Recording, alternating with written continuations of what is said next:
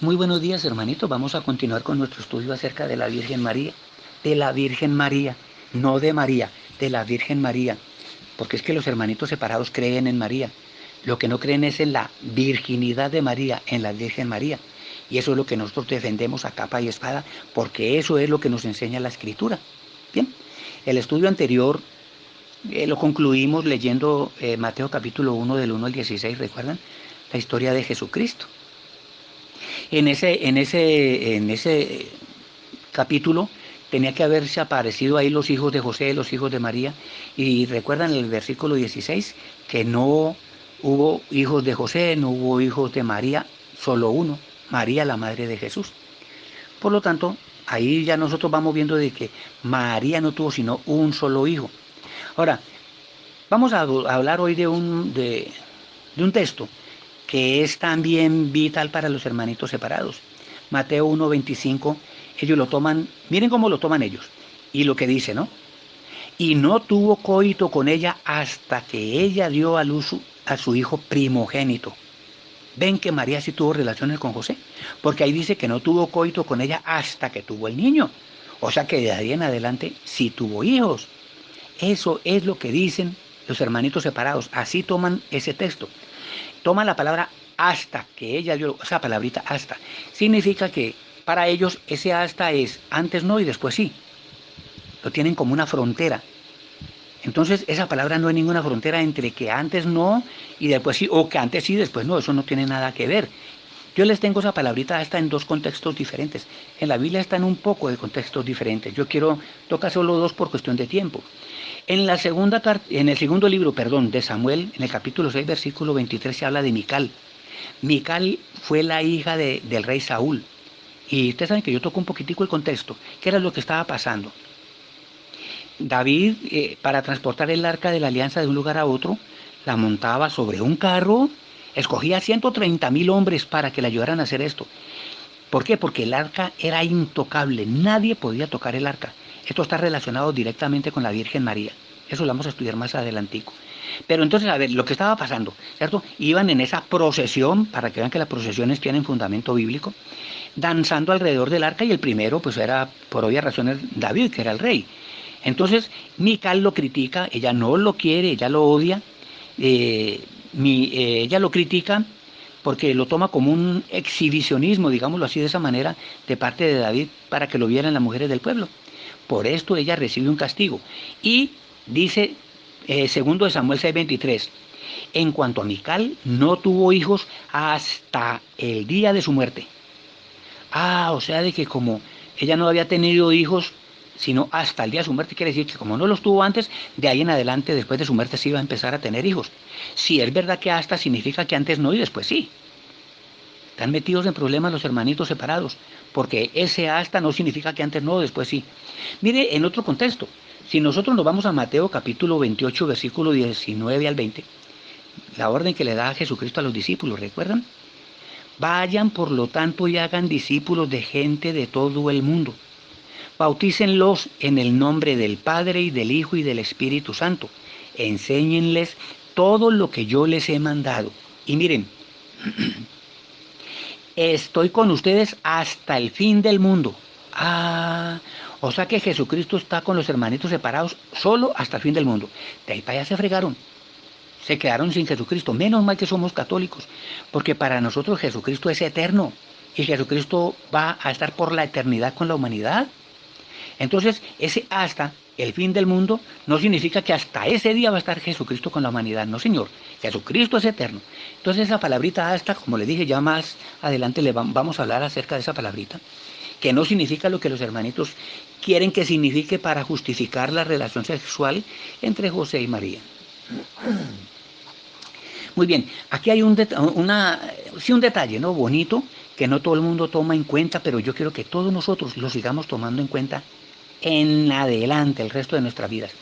Hermanitos, ¿sabían que cada vez que en la Biblia se profetizó que una mujer tendría un hijo, esa mujer no tuvo sino un hijo?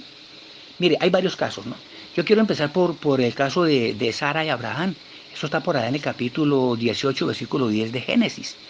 Recuerdan que Sara tenía 90 años, que Abraham tenía 120, que Sara era estéril, pero se le presenta el ángel del Señor a Abraham y ¿qué le dice? Mire, entonces dijo, volveré a ti y según el tiempo de la vida, he aquí que Sara, tu esposa, tendrá un hijo. Mire lo que le profetiza el ángel de Dios a Abraham, que Sara tendría un hijo. ¿Cuántos hijos tuvo Sara? Uno solo. A Isaac, con el tiempo Sara muere y no quedó sino con un solo hijo. A ella se le profetizó que tendría un hijo y un hijo tuvo. ¿Listo? Vamos a leer Jueces, capítulo 13, versículo 3. Mire otra profecía. Jueces 13:3 dice, a esta mujer apareció el ángel del Señor y le dijo, he aquí que tú eres estéril y nunca has tenido hijos, pero concebirás y darás a luz un hijo. ¿A qué mujer se le dijo eso? A la mamá de Sansón. Mire, otra mujer que era estéril, que no había tenido hijos y que el ángel de Dios le dice que iba a tener un hijo. Pues tuvo a Sansón, con el tiempo la señora muere y se quedó con un solo hijo. La profecía para ella era que tendría un hijo, no que tendría hijos, sino un hijo. Bien, ahora nos vamos a Lucas capítulo 1, versículo 13. Aquí ya nos venimos más a nosotros, con lo que estamos más familiarizados, ¿no? Pues somos Nuevo Testamento. Vamos a ver a quién se le habla aquí. Mire lo que le dice el ángel a este personaje. No temas, Zacarías. Ya vamos entendiendo. Porque tu oración ha sido oída y tu mujer Isabel te dará un hijo y lo llamarás por nombre Juan. Estamos hablando de Zacarías e Isabel, los padres de Juan. En algunas Biblias dice Elizabeth, no importa, Isabel Isabel o Elizabeth no importa. Bien, entonces, ¿cuántos hijos tuvo la mamá de Juan? Uno, Juan el Bautista. De ahí en adelante, la señora con el tiempo muere y tuvo un hijo. Mire, mujeres a las que se les profetizó que tendrían un solo hijo y un solo hijo tuvieron. No tuvieron 2 ni 3. Venimos al caso que nos interesa a nosotros. ¿Recuerdan? La Virgen María. La profecía misma que se le dio a la Virgen María o sobre la Virgen María. Es esa, exactamente. La tenemos en Isaías capítulo 7, versículo 14. Y vamos a leerla para que empecemos a entenderla desde un principio, bien como debe ser. Mire lo que dice la profecía. Por lo tanto, el Señor mismo les dará una señal. ¿Cuál es la señal? Mire lo que dice. He aquí que la Virgen concebirá y dará a luz un hijo. Miren la profecía. He aquí que la Virgen concebirá y dará a luz un hijo. Ahora, se dice que es una señal. ¿Cuál es la señal? ¿Entendimos cuál fue la señal? Ahí está la señal, pero ¿cuál es? ¿Que una mujer va a quedar encinta y que va a dar a luz un hijo? Bueno, todas las mujeres quedan encintas y dan a luz hijos. Bueno, no todas, pero sí la mayoría, ¿cierto? Aquí el detalle está en que he aquí que la Virgen concebirá. Quiere decir que esa mujer virgen concibe. Siendo virgen, concibe. Queda en embarazo. Pero la profecía no se queda allí, porque ahí es donde la dividen los hermanitos. Hasta ahí la aceptan, que ella concibió y quedó virgen, ¿cierto? Pero de ahí para allá es donde Dios dice que cuando dio a luz perdió la virginidad. Pues no, porque la profecía es completa. La oración es completa. La Virgen concebirá y la Virgen dará a luz un hijo. O sea que virgen concibe y virgen da a luz un hijo. Esto no lo pueden entender los hermanitos separados, es por un detalle, porque ellos no pueden aceptar que María sea algo especial, ¿cierto? Aquí se está viendo que es escogida por Dios, eso lo vamos a leer después en el libro de Lucas también, cómo María es escogida, cómo María está por encima de todas las mujeres. De hecho, María no la escogieron en ese momento.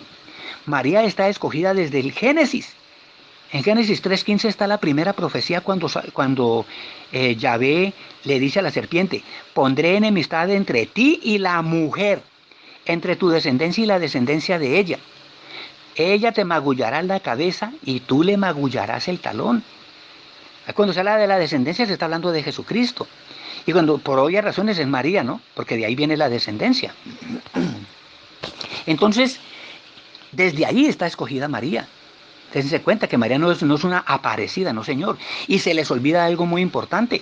Lucas 1:37 dice que para Dios no hay nada imposible. Entonces, a ver, ¿qué es lo que tenemos que ver nosotros? ¿Cómo entró Jesús en el vientre de la madre? por obra y gracia del Espíritu Santo, ¿sí o no? Pues por obra y gracia del Espíritu Santo nació, porque Jesús no es un simple hombre, Jesús se llama así, Jesús por ser hombre, Salvador, ¿no? Pero Jesús, recordemos en Mateo 1:23 que dice que se llamará Emmanuel, que traducido significa Dios está con nosotros. O sea que Jesús es hombre, pero es Dios. ¿Y quién fue el que embarazó a María? Dios. Dios no tuvo que tener relaciones sexuales con ella para embarazarla. Por lo tanto, María no tiene por qué sufrir un parto que la rompa. ¿Sí me entienden? Es más, la Biblia lo dice. Si nosotros nos vamos ahí a Salmo capítulo 22, vamos a leer el Salmo 22. Miren, recordemos que ese salmo es profético. El Salmo 22 es profético. Vamos a ver. Vamos a leer desde el 1. Vamos a leer varios versículos. Mire, quiero que vean que sí es profético, ¿no? Dice el 1. Dios mío, ¿por qué me has desamparado? ¿Quién dijo esas palabras y en dónde? Jesucristo en la cruz. Mire desde dónde estaba profetizado. Esta es una oración que está haciendo Jesús. ¿Recuerdan? Aquí está orando Jesús. Dice, ¿por qué estás tan lejos de mí, de mi salvación y de las palabras de mi clamor? ¿Se acuerda que Jesús, ¿por qué me has abandonado? ¿Recuerda cómo le dice? Leamos el versículo 6. Mas yo soy gusano y no hombre, oprobio de los hombres y despreciado del pueblo. ¿Se acuerdan cómo trataban a Jesús cuando lo llevaban allá a la cruz? ¿Cierto? Dice, todos los que me ven me escarnecen, estiran la boca, menean la cabeza diciendo, se encomendó a Dios, líbrele él, sálvele, puesto que en él se complacía. ¿Recuerdan? Que te salve tu Dios. ¿Se acuerdan cómo se burlaban de él? Este salmo es profético. Léanlo todo para que vean que se está relacionado directamente con aquello, con lo que estaba sufriendo Jesús en la cruz. Esto es como la oración que está haciendo Jesucristo.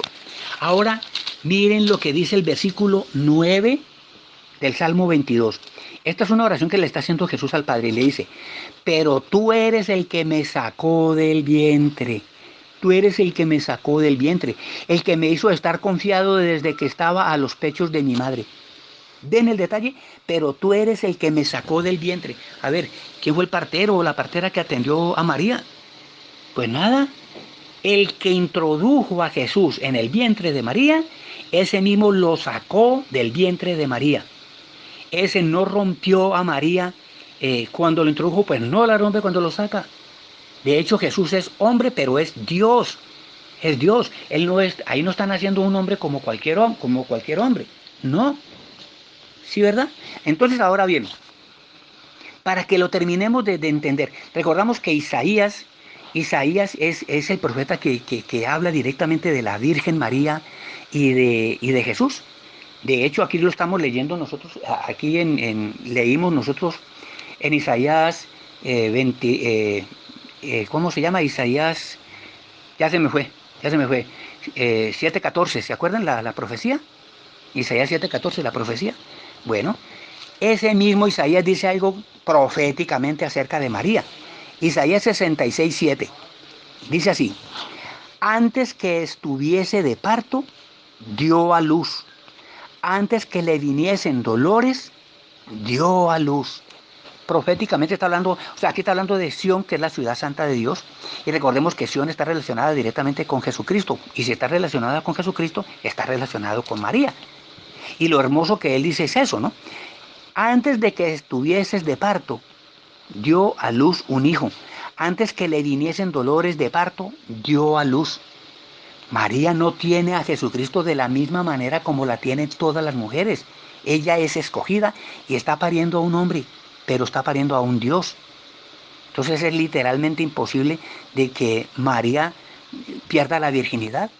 No la perdió al quedar encinta, no la pierde al tener a su hijo, ¿cierto?